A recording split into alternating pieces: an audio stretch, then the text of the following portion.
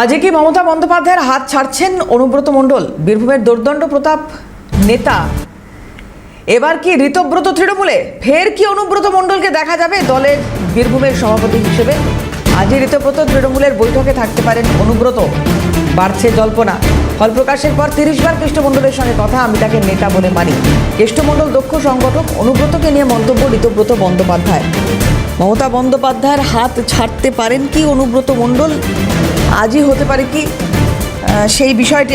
রাজা শাহ আমাদের প্রতিনিধি রয়েছেন টেলিফোনে। রাজা, কি জানতে পারছো এই বিষয়ে?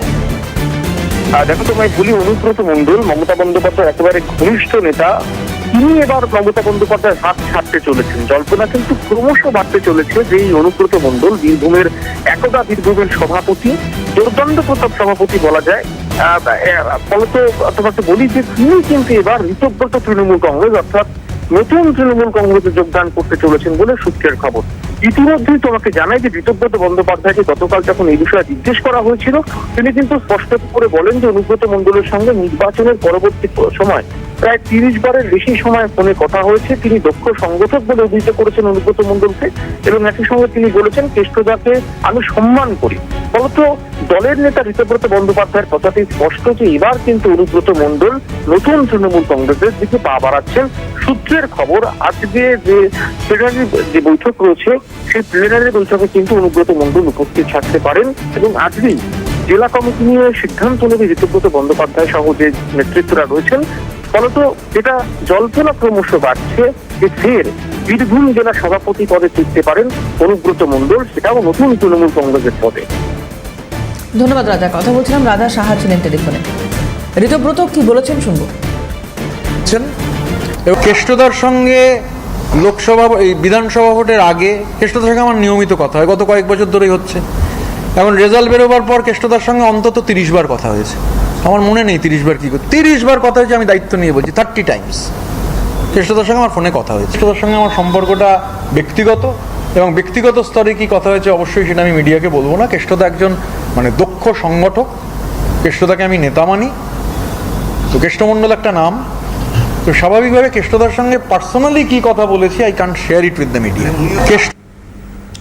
আজকে কি মমতা বন্দ্যোপাধ্যায়ের হাত ছাড়তে পারেন অনুব্রত মণ্ডল?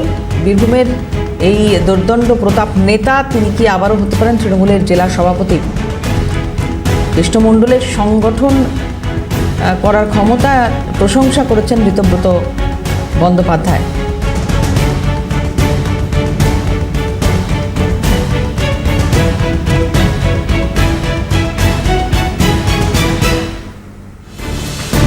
মাননীয় মন্ত্রী দিলীপ ঘোষ কি বলেছেন দেখুন।